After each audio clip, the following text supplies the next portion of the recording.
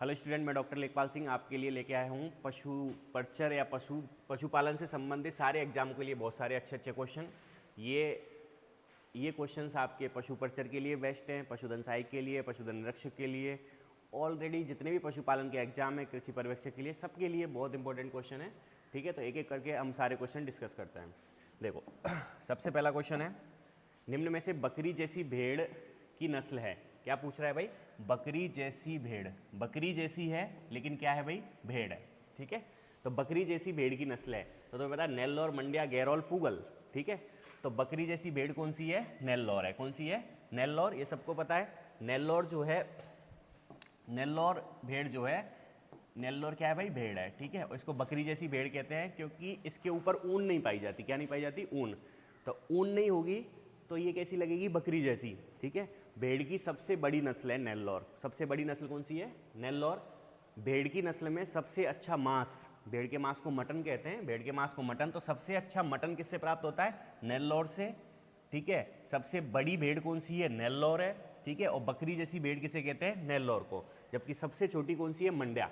मंड्या सबसे छोटी है और नेल्लोर जो है वो सबसे बड़ी है। ठीक है, तो आंसर क्या होगा? नेल्लोर। नेक्स्ट देखेंगे, कुल्लू सॉल किस नस्ल की भेड़ की ऊन से तैयार की जाती है? क्या भाई? कुल्लू सॉल। ठीक है, तो कुल्लू सॉल किससे तैयार की जाती है? सोनाडी, गड्डी, भाखरवाल, मंड्या। तो गड्डी कौन सी भेड़ है भाई? गड्डी। गड्डी जो है कौन सी भेड़? गड्डी भेड़। गड्डी भेड़ कहाँ पाई जाती है? तो गड्डी भेड़ जो है वो, इसकी उत्पत्ति कहाँ से? कुल्लू व कांगड़ा घाटी। कुल्लू व कांगड़ा घाटी कहाँ है? हिमाचल प्रदेश में। ठीक है, तो जैसे कुल्लू मनाली घूमने जाते हैं वही कुल्लू सॉल। तो इसकी भेड़ की ऊन से इसकी से क्या बनती है? एक सॉल बनती है जो कुल्लू के अंदर फेमस है। उस सॉल को बोलते हैं कुल्लू सॉल। क्या बोलते हैं? कुल्लू सॉल। ठीक है, तो कुल्लू सॉल किस ऊन से, किस भेड़ की ऊन से तैयार की जाती है? गड्डी भेड़ से। ठीक है, बकरी से नहीं, भेड़ से। ठीक है, क्योंकि गड्डी एक बकरी की नस्ल भी है। मुर्गी की सबसे भारी का टेबल वर्ड भी कहा जाता है, नस्ल कौन सी है? मुर्गी की सबसे भारी, सबसे वेट में सबसे भारी कौन सी है? या जिसे टेबल वर्ड, बर्ड नहीं है वर्ड, टेबल वर्ड, टेबल का पक्षी भी कहा जाता है, नस्ल कौन सी है? Jersey black giant, Kadaknath, Rhode Island red, Plymouth rock. इनमें से पूछा है सबसे भारी और या टेबल वर्ड किस मुर्गी की नस्ल को कहते हैं? तो तुम्हें पता है जर्सी ब्लैक जायंट। कौन सी है भाई? Jersey black giant. इसका मुर्गा 6.9 किलो का होता है तथा मुर्गी जो है वो 6.5 किलो की होती है। इतनी भारी नस्ल है। नाम में आ रहा है जियांट, जियांट का मतलब होता है बड़ा। ठीक है, तो मुर्गे की सबसे भारी नस्ल कौन सी है? Jersey black giant. अगर यही उल्टा पूछ लें कि सबसे भारी तो सबसे हल्की भी होगी, तो सबसे हल्की नस्ल कौन सी है? तो भैया सबसे हल्की नस्ल है कड़कनाथ। कौन सी है? कड़कनाथ। इसे कालामासी कहते हैं। क्या कहते हैं? कालामासी। इसका मांस काला होता है, सबसे हल्की होती है। 1.5 किलो का मुर्गा और 1 किलो की मुर्गी होती है। ठीक है, तो मुर्गे की सबसे भारी व सबसे हल्की जर्सी ब्लैक जायंट सबसे भारी होती है, तो आंसर इसमें ए होगा। नेक्स्ट, मुर्गी की कौन सी नस्ल को लड़ाकू या भारतीय गेम के नाम से प्रसिद्ध है? लड़ाकू मुर्गा। कौन सा मुर्गा? लड़ाकू मुर्गा, नवाबों का मुर्गा, लखनऊ का मुर्गा, भारतीय गेम, ये सारे एक ही मुर्गे के नाम है। ठीक है, तो कड़कनाथ, असील, गागस, बुसरा। ठीक है, तो असील मुर्गा कौन सा है भाई? असील मुर्गा जो है इसको लड़ाकू मुर्गा कहते हैं। क्या कहते हैं? लड़ाकू मुर्गा, या भारतीय गेम के नाम से जाना जाता है। कौन सा? असील। कहाँ से उत्पत्ति, कहाँ से है? राजस्थान, राजस्थान, यूपी व आंध्र प्रदेश, एपी इसकी उत्पत्ति है असील की, और इसको लड़ाकू मुर्गा कहते हैं।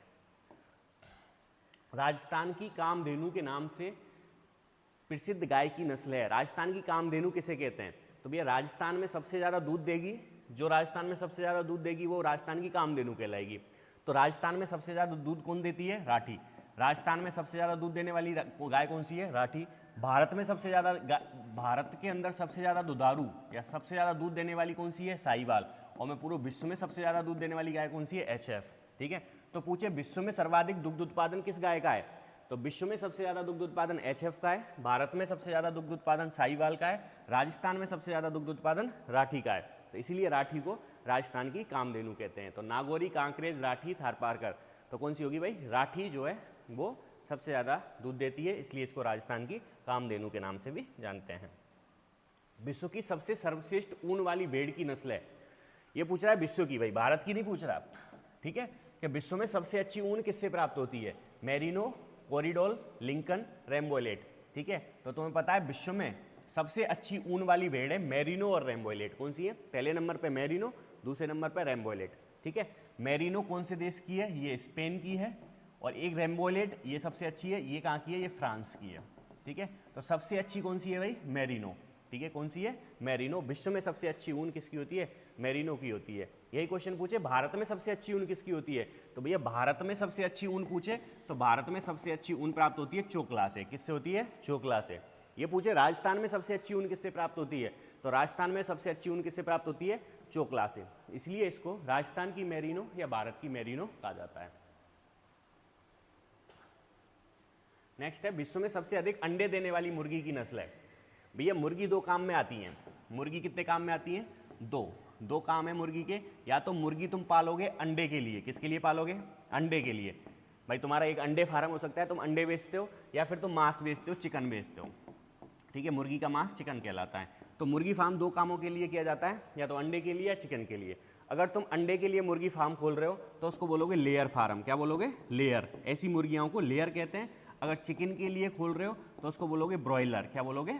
ब्रॉयलर फार्म या ब्रॉयलर। ठीक है, तो ऐसी मुर्गियां जो अंडे के लिए पाली जाती हैं लेयर कहलाती हैं। ऐसी मुर्गियां जो मांस के लिए पाली जाती हैं ब्रॉयलर कहलाती हैं।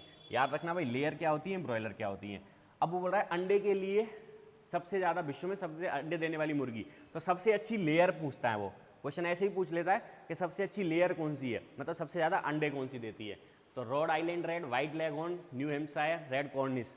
तो भैया याद रखना, व्हाइट लेगहॉर्न ये मुर्गी सबसे ज़्यादा अंडे देती है। ठीक है, व्हाइट लेगहॉर्न कितने देती है? 320 अंडे प्रति वर्ष। लगभग एक साल में 320 अंडे देती है। सबसे ज़्यादा अंडे देने वाली मुर्गी है व्हाइट लेगहॉर्न, या मैं बोलूँ सबसे अच्छी लेयर नस्ल है। क्या है भाई? सबसे अच्छी लेयर नस्ल है। अगर ये पूछ ले सबसे अच्छी ब्रॉयलर कौन सी है, तो भैया सबसे अच्छी ब्रॉयलर नस्ल है कॉर्निश। कौन सी है? कॉर्निश। मांस के लिए सबसे अच्छी ये है, अंडे के लिए सबसे अच्छी ये है। क्लियर है? तो इसका आंसर होगा बी। बकरी की नस्ल जिसको दूध की रानी की संज्ञा दी गई है। दूध की रानी किसे कहते हैं? तो दूध की रानी उसको बोलेंगे जो सबसे ज़्यादा दूध देती हो।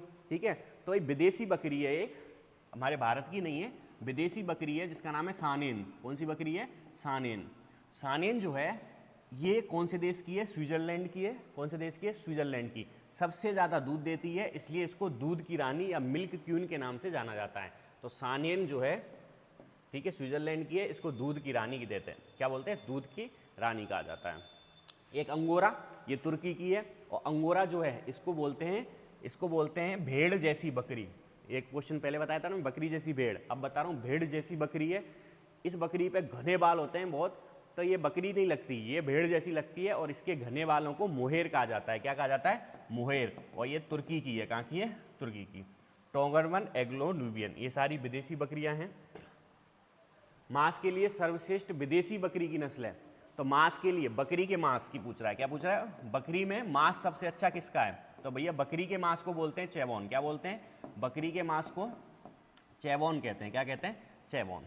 ठीक है, तो बोल रहा है बेस्ट चेवन ब्रीड कौन सी है, सबसे अच्छी चेवन ब्रीड कौन सी है? विदेशी। ठीक है, तो विदेशी में ओरेनबर्ग, बोयर, टोगनबर्ग, एल्पाइन। ठीक है, तो विदेश में सबसे अच्छा चेवन प्राप्त होता है बोयर से। किससे प्राप्त होता है? बोयर से। लेकिन यही क्वेश्चन पूछे भारत में कौन सी बकरी है जिस सबसे अच्छा चेवन प्राप्त होता है, या सर्वश्रेष्ठ मांस के लिए सबसे अच्छी कौन सी है? तो भारत में पूछे तो भारत में होगा ब्लैक बंगाल। कौन सी बकरी है भाई? ब्लैक बंगाल। ये भारत में सबसे अच्छी है। ठीक है, और विदेश में पूछे तो बोयर। विदेश में सबसे अच्छी मांस के लिए बकरी बोयर, सर्वश्रेष्ठ बकरी भारत में मांस के लिए ब्लैक बंगाल। पशुओं में पाइका बीमारी का कारण है। पाइका बीमारी कौन सी बीमारी भाई? बहुत इंपॉर्टेंट बीमारी है पाइका रोग। पाइका रोग में क्या होता है? पशु जो है अखाद्य वस्तुओं को खाता है। क्या खाता है?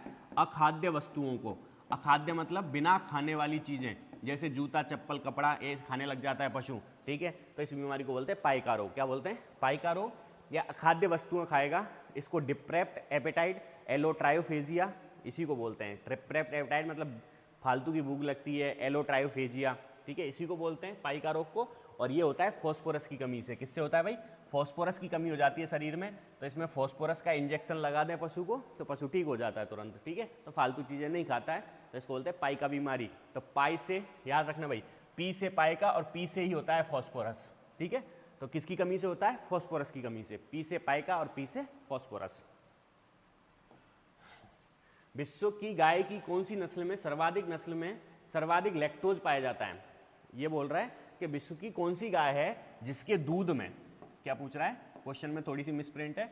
विश्व की गाय की कौन सी नस्ल में सर्वाधिक लैक्टोज पाया जाता है, ठीक है। तो यहाँ दूध में कौन सी नस्ल के दूध में सर्वाधिक लैक्टोज पाया जाता है? तो सबसे ज़्यादा लैक्टोज किस में पाया जाएगा? तो भैया सुनो, जिसमें सबसे ज़्यादा लैक्टोज पाया जाएगा, दूध की शर्करा। लैक्टोज क्या है? लैक्टोज को बोलते हैं दूध की शर्करा। भैया क्लियर कट याद रखना, बहुत इंपॉर्टेंट क्वेश्चन है कि दूध में कौन सी शर्करा पाई जाती है या दूध की शर्करा कौन सी होती है? तो दूध की शर्करा होती है लैक्टोज। कौन सी होती है? लैक्टोज शर्करा। दूध की शर्करा कौन सी होती है? लैक्टोज शर्करा। इसको दूध की शर्करा कहते हैं। और दूध मीठा क्यों होता है? दूध मीठा होता है लैक्टोज के कारण। भाई दूध हल्का हल्का मीठा लगता है, दूध मीठा क्यों लगता है? इसी शर्करा के कारण, लैक्टोज शर्करा के कारण दूध मीठा लगता है, ठीक है। और लैक्टोज सबसे ज़्यादा किस में पाया जाता है? तो भैया विदेशी पूछे तो ब्राउन स्विस में। किस में पाया जाता है? ब्राउन स्विस, ठीक है। स्विट्जरलैंड की गाय है, कौन से देश की है? स्विट्जरलैंड की है ब्राउन स्विस। सबसे ज़्यादा लैक्टोज पाया जाता है, सबसे मीठा दूध होता है इसका, ठीक है। अगर यही क्वेश्चन पूछे भारत में सबसे ज़्यादा मीठा दूध किसका होता है या सबसे ज़्यादा लैक्टोज किस में पाया जाता है, तो भारत के अंदर पाया जाता है साहिवाल के अंदर। किसके अंदर पाया जाता है? साहिवाल के अंदर सबसे ज़्यादा लैक्टोज पाया जाता है या सबसे मीठा दूध होता है। मांस के लिए पाली जाने वाली गाय की नस्ल है। मांस के लिए, अब देखो भैया गाय की नस्ल की बात कर रहे हैं, किसकी? गाय की, और वो भी मांस के लिए, तो ये तो घोर अपराध है, ठीक है, क्योंकि भारत में गाय के मांस पे प्रतिबंध है, ठीक है, लेकिन विदेशों में नहीं है, ठीक है। तो हमारे इंडिया में तो गाय की सिर्फ डेयरी नस्लें, दूध के लिए या बोझा ढोने के लिए, दो कामों के लिए गाय को पालते हैं। लेकिन विदेश में दो प्रकार की गाय, विदेश में एक तो डेयरी गाय, कौन सी गाय? डेयरी गाय, और एक है मांस वाली गाय, ठीक है। तो विदेश में डेयरी गाय अलग है और मांस वाली गाय अलग है, ठीक है। तो विदेशी डेयरी गाय कौन कौन सी है? HF, कौन कौन सी है अपने पढ़ी है? HF हो गई, जर्सी हो गई, ब्राउन स्विस हो गई, ठीक है, आयरिश आयरे हो गई, रेड डेन हो गई। ये सारी डेयरी गाय हैं विदेश की। कैसी गाय? डेयरी गाय, ठीक है। एक तरफ हमने पढ़ी थी मांस वाली, तो मांस वाली कौन सी है? तो मांस वाली है हेरेफोर्ट, शॉर्ट हॉर्न और एक है अंगस। ये जो हैं ये मांस वाली गाय हैं। तीनों की तीनों ये कहाँ की है? इंग्लैंड की है। कौन से देश की है? इंग्लैंड की। और ये मांस वाली शॉर्ट हॉर्न, अंगस, हेरेफोर्ड, उपरोक्त सभी। तो यहाँ पे तीनों ही ऑप्शन सही हैं। ये तीनों की तीनों नस्लें जो हैं वो मांस वाली गाय की नस्लें, ठीक है, और विदेशी नस्लें। ब्राउन स्विस नस्ल का उत्पत्ति स्थान है। तो भैया ब्राउन स्विस कहाँ की है? तो देखो स्विस, और स्विस से बनता है स्विट्जरलैंड। क्या बनता है? स्विट्जरलैंड। तो कहाँ है? England, Scotland, Switzerland, Holland. तो स्विट्जरलैंड की है। कहाँ की है भाई? स्विट्जरलैंड। ब्राउन स्विस स्विट्जरलैंड की है, नाम में ही आ रहा है स्विस। गाय का देश घर के नाम से प्रसिद्ध है। अब गाय का देश या गायों का घर, गायों का देश या गायों का घर किसे कहते हैं? इंग्लैंड, स्कॉटलैंड, स्विट्जरलैंड या हॉलैंड। तो भैया स्विट्जरलैंड जो है इसको गायों का देश या गायों का घर भी कहा जाता है, ठीक है। करण स्विस नस्ल संकरण है। अब संकर नस्लें क्या होती हैं? सुनना भाई, संकर नस्ल ये बहुत इंपॉर्टेंट है, याद कर लेना। एग्जाम, कोई भी एग्जाम देने जाओ, संकर नस्लें याद कर लेना। गाय की संकर नस्लें, गाय की संकर नस्लें दो बहुत इंपॉर्टेंट नस्लें हैं। एक तो करण स्विस, ये गाय की संकर नस्लें हैं। संकर नस्लें क्या होती है? दो नस्लों में क्रॉस करा के बनाते हैं। इसमें दो नस्लों में क्रॉस करा के, संकर प्रजनन करा के तैयार की गई नस्ल संकर नस्ल कहलाती है। और एक है करण फ्राइज। कौन सी है? करण फ्राइज। ये दो बहुत इंपॉर्टेंट है, करण स्विस और करण फ्राइज। ये गाय की संकर नस्लें। इसमें करण का मतलब है करनाल, क्योंकि ये दोनों कहाँ तैयार की गई? NDRI करनाल में। भाई कहाँ पे बनाई है? NDRI करनाल। NDRI का पूरा नाम याद रख लेना। NDRI क्या है? नेशनल डेयरी रिसर्च इंस्टीट्यूट, राष्ट्रीय डेयरी अनुसंधान संस्थान। क्या नाम है? राष्ट्रीय डेयरी अनुसंधान संस्थान, करनाल हरियाणा में। इसकी स्थापना हुई 1955 में। पहले ये बेंगलोर में था। बेंगलोर में सबसे पहले 1923 में खुला, फिर करनाल में आया ये 1955 में NDRI करनाल। इस NDRI करनाल ने गाय की दो संकर नस्लें बनाई, करण स्विस और करण फ्राइज, ठीक है। किस किस का क्रॉस? अब दो संकर नस्लें हैं, तो एक विदेश वाली होगी और एक भारत वाली। इसमें क्या कराते हैं हम? संकर कराते हैं कि विदेश की अच्छी होती है। तो करण स्विस में क्या है? Brown Swiss. स्विस से होगा ब्राउन स्विस और पीछे एस से होगा साहिवाल। तो ब्राउन स्विस और साहिवाल से तैयार है ये। तो देख लो भाई, करण स्विस, ब्राउन स्विस और साहिवाल। आंसर क्या होगा? सी होगा। ऐसे करण फ्राइज तो HF और थारपारकर। ये रही भाई चौथा, HF एंड थारपारकर। इससे कौन सी तैयार की गई है? तो करण फ्राइज। कौन सी है भाई? करण फ्राइज। ठीक है। जर्सी और रेड सिंधी, इससे दी गई है जरसिंध। कौन सी है भाई? जरसिंध। और भी काय की संकर नस्लें हैं, ठीक है, जैसे जरसिंध। जरसिंध जो है वो किससे तैयार की गई है? जर्सी व रेड सिंधी। ठीक है, तो ये हो गई तुम्हारी संकर नस्लें, बहुत इंपॉर्टेंट क्वेश्चन है। नेक्स्ट है, पशुओं में आर्थिक दृष्टि से सबसे नुकसानदायक रोग है। बहुत इंपॉर्टेंट क्वेश्चन है कि भाई ऐसी कौन सी बीमारी है पशुओं में, पशुओं में ऐसी कौन सी बीमारी है जिससे आर्थिक नुकसान, पशुपालक को आर्थिक नुकसान सबसे ज्यादा होता है। ठीक है, तो पशुओं में आर्थिक दृष्टि से सबसे नुकसानदायक रोग है कि पशुपालकों को सबसे ज्यादा आर्थिक नुकसान किस बीमारी की वजह से होता है? तो भैया इसका आंसर होगा थनैला। कौन सा होगा? थनैला। थनैला का मतलब होता है थनों में सूजन। थनैला को मैस्टाइटिस कहते हैं। क्या कहते हैं? मैस्टाइटिस। मैस्टाइटिस बोलो, या थनैला का मतलब होता है थनों में सूजन। थनों में सूजन आ जाती है और थन इसकी वजह से खराब भी हो जाते हैं कभी कभी, और पशु दूध देना छोड़ देता है। अगर पशु दूध नहीं देगा तो नुकसान होगा या नहीं होगा? बिल्कुल होगा। या थन खराब हो जाएगा पशु का तो नुकसान होगा। तो एफएमडी से नहीं होता, कभी कभी बच्चे एफएमडी कर देते हैं, खुरपका मुंहपका, कि इससे सबसे ज़्यादा नुकसान होता है क्या? नहीं भैया, थनैला से होता है। सबसे ज़्यादा आर्थिक नुकसान थनैला से होता है। निम्न में से विभाजित खुर वाले, क्या पूछ रहा है? निम्न में से विभाजित खुर वाले पशुओं में होने वाला रोग है। विभाजित खुर वाले पशुओं में कौन सा रोग होता है? तो जैसे ही हम पढ़ते हैं सबसे पहले एफएमडी, खुरपका मुंहपका। खुरपका और मुंहपका दोनों पकते हैं FMD, foot and mouth disease. तो विभाजित खुर वाले जानवरों में कौन सा रोग होता है?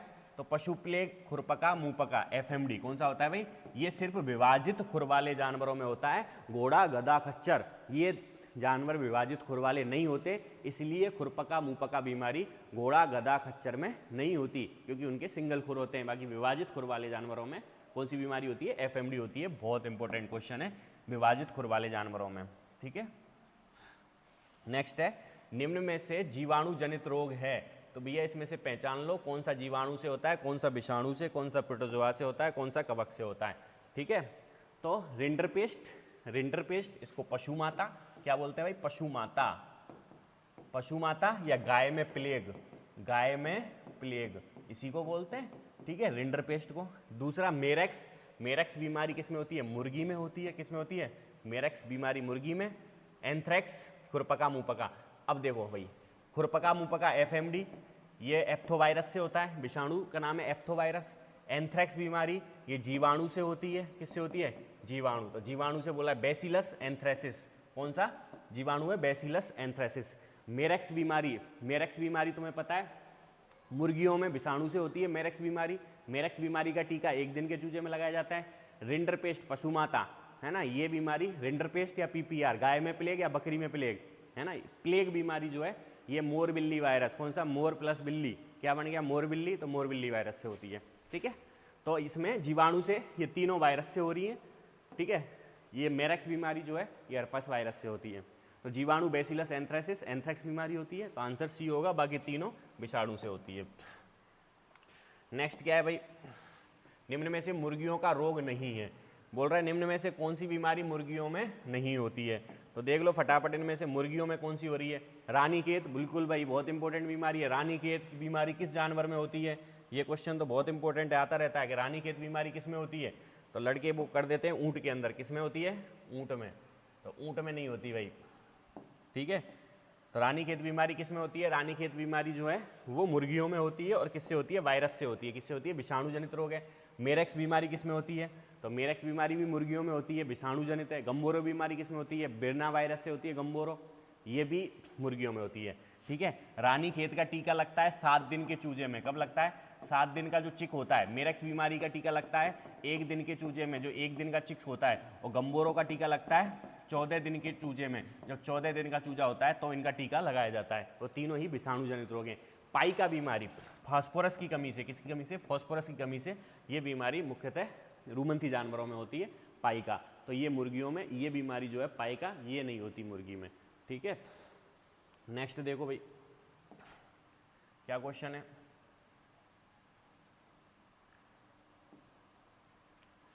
मिल्क फीवर रोग सर्वाधिक गाय की कौन सी नस्ल में होता है? भैया मिल्क फीवर, मिल्क फीवर दुग्ध ज्वर, ये उपापचयी रोग है। कैसा रोग है? उपापचयी, मेटाबॉलिक डिजीज। कैसी डिजीज है? मेटाबॉलिक डिजीज है। तो दुग्ध ज्वर या मिल्क फीवर रोग सर्वाधिक गाय की कौन सी नस्ल में होता है? भैया मिल्क फीवर उसमें होता है जो ज़्यादा दूध देती हैं। किस में होता है? ज़्यादा दूध देने वाले पशुओं में। ठीक है भाई, जो ज़्यादा दूध देती है उनके अंदर मिल्क फीवर होता है। सबसे ज़्यादा दूध देती है पूरे विश्व में HF। तो सर HF में होता है क्या? सबसे ज़्यादा HF में नहीं होता मिल्क, ये सबसे ज़्यादा होता है जर्सी में। किस में होता है? जर्सी में। ठीक है, तो यहाँ देखो Holstein Friesian, short horn, Jersey व्याख्या शॉर्ट हॉर्न गाय में, ब्राउन स्विस, व्हाइट हीपर रोग, होलिस्टीन। ठीक है, तो थोड़ा सा मिस है, जर्सी इसमें सिर्फ जर्सी है। तो आंसर क्या होगा? जर्सी के अंदर सबसे ज़्यादा किस में होता है? जर्सी के अंदर होता है मिल्क फीवर। कैल्शियम की कमी से, किसकी कमी से होता है भाई? कैल्शियम की कमी से होता है। प्रसव के 72 घंटे के अंदर, बच्चा देने के 72 घंटे के अंदर ये मिल्क फीवर देखने को मिलता है। ठीक है, ये 3-4 बातें याद रखना है इसकी। खुरपका मुंहपका क्या है भाई? खुरपका मुंहपका मतलब FMD। कौन सी बीमारी है? FMD। खुरपका मुंहपका क्या बोलते हैं? FMD, food and mouth disease. खुरपका मुंहपका बीमारी रोग का टीकाकरण किया जाता है। इसका टीकाकरण वर्ष में 1 बार, वर्ष में 2 बार, वर्ष में 3 बार, 2 वर्ष में 1 बार। तो खुरपका मुंहपका बीमारी जो है, ये बीमारी फैलती है सर्दियों में। कब होती है भाई बीमारी? सर्दियों में। अरे FMD बीमारी कौन से मौसम में फैलती है? सर्दियों में। ठीक है, तो इसका टीकाकरण करेंगे 2 बार, एक तो सर्दियों से पहले, एक तो सर्दियों से पहले और एक सर्दियों के बाद। साल में 2 बार। कितनी बार टीकाकरण किया जाता है? साल में 2 बार किया जाता है, सर्दियों से पहले व सर्दियों के बाद। सर्दियों से पहले कब? सितंबर, अरे सितंबर में सर्दियों से पहले, और सर्दियों के बाद कब? मार्च में। तो सितंबर व मार्च में FMD का टीका, खुरपका व मुंहपका का टीकाकरण किया जाता है। किस योजना के तहत किया जाता है? तो भैया याद रखना, FMD का टीकाकरण जो है वो NADCP योजना। कौन सी योजना? NADCP योजना। अरे NADCP योजना के तहत किया जाता है। NADCP योजना क्या नाम है पूरा? National animal disease control programme, राष्ट्रीय पशु रोग नियंत्रण कार्यक्रम। बहुत इंपॉर्टेंट है ये योजना चलाई जा रही है। किसके लिए? FMD तथा बुर्सेला, 2 बीमारियों के लिए। FMD तथा बुर्सेला के लिए चलाई जा रही है। इस योजना की शुरुआत हुई थी 11 सितंबर 2019 को। इसका शुभारंभ किया था प्राइम मिनिस्टर नरेंद्र मोदी ने। ठीक है, इस योजना का शुभारंभ किया। इस किस बीमारी के लिए चलाई जा रही है? FMD तथा बुर्सेला। शुरुआत हुई 11 सितंबर 2019 को। इस योजना का उद्देश्य क्या है? 2025 तक संपूर्ण टीकाकरण कर देना तथा 2030 तक इन दोनों बीमारियों को भारत से खत्म कर देना, ये योजना का तहत है। तो इसी योजना में इसका टीकाकरण किया जा रहा है। नेक्स्ट क्वेश्चन देखेंगे भाई, निम्न में से कौन सा पशु में खुरपका मुंहपका रोग नहीं होता? तो भैया किस पशु में खुरपका मुंहपका रोग नहीं होता वो बात है। तो किस में नहीं होता वो देखेंगे। तो हमें पता है पहले ही विभाजित खुर वाले जानवरों में होती है, और जो विभाजित खुर नहीं होते उनके अंदर नहीं होती। तो घोड़ा गधा खच्चर, ये हमने पहले ही घोड़ा गधा खच्चर में FMD बीमारी नहीं होती है। मेरिनो नस्ल का उत्पत्ति स्थान है, तो भैया मेरिनो और रैम्बोलेट दोनों जो हैं अच्छी ऊन वाली नस्लें हैं। मेरिनो स्पेन की है, रैम्बोलेट फ्रांस की है। तो स्पेन, आंसर क्या होगा? स्पेन होगा। ठीक है, गरीब आदमी की गाय रेगिस्तान का चलता फिरता फ्रीज कहलाता है। रेगिस्तान का चलता, गरीब की गाय, गरीब की गाय किसे कहते हैं? सबको पता है गरीब की गाय कौन सी है। गरीब आदमी गाय तो नहीं रखेगा, लेकिन गाय महंगी है तो 5,000 की बकरी रख लेगा, गाय तो 30,000 की आएगी। ठीक है, तो गरीब की गाय कौन सी है? बकरी। किसको कहते हैं? बकरी को। ठीक है, गरीब की गाय किसे कहा जाता है? बकरी को। और चलता फिरता फ्रीज रेगिस्तान का, चलता फिरता फ्रीज क्यों कहते हैं? चलता फिरता फ्रीज का मतलब है कि फ्रीज क्या काम आता है? ठीक है, जैसे अपने को चाय बनानी होती है, तो चाय बनाने के लिए अपन दूध कहाँ से लाते हैं? फ्रीज में से निकालते हैं। ठीक है, फ्रीज में से दूध निकालेंगे और चाय बना देंगे। लेकिन रेगिस्तान में क्या करते हैं? अब फ्रीज तो वहाँ पे है नहीं, तो बकरी पकड़ते हैं, जिनकी बकरी होती है, बकरी से तुरंत दूध निकालते हैं और ताज़ा दूध निकाल के चाय बना देते हैं। क्योंकि बकरी से कभी भी दूध निकाला जा सकता है। अरे बकरी से कभी भी दूध निकाल लो जब चाय बनानी हो। ठीक है, क्योंकि बकरी में दूध को नीचे उतारने के लिए ऑक्सीटोसिन हार्मोन की जरूरत नहीं पड़ती। दूध को नीचे उतारने वाला हार्मोन कौन सा है? ऑक्सीटोसिन है, जिसमें बकरी को जरूरत नहीं पड़ती है ऑक्सीटोसिन की। तो बकरी में कभी भी दूध निकाला जा सकता है जब चाय बनानी हो, इसलिए इसको चलता फिरता फ्रीज कहते हैं बकरी को। नेक्स्ट देखेंगे दुग्ध ज्वर, एक उपापचयी रोग है। कैसा रोग है? उपापचयी। तो क्या है क्वेश्चन? क्वेश्चन है चपापचय, यहाँ पे लिखा है चपापचय, इसकी जगह करेंगे उपापचय। उपापचय का मतलब होता है मेटाबॉलिक डिजीज। उपापचय जिसका कारण है मिल्क फीवर, किसकी वजह से होता है?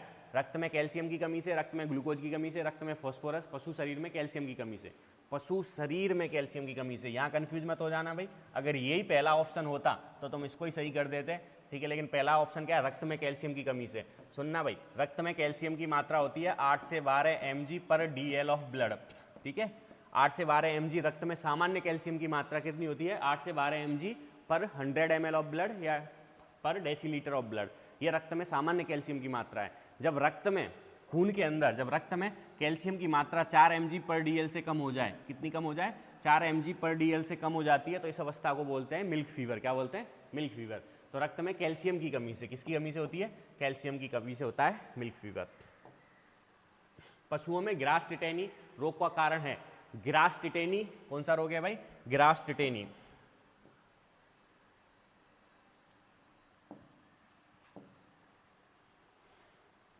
तो ग्रास टिटेनी या इसी बीमारी को बोलते हैं, इसी बीमारी को बोलते हैं लैक्टेशन टिटेनी। क्या बोलते हैं, लैक्टेशन टिटेनी। इसी बीमारी को क्या बोलते हैं, लैक्टेशन, लैक्टेशन टिटेनी।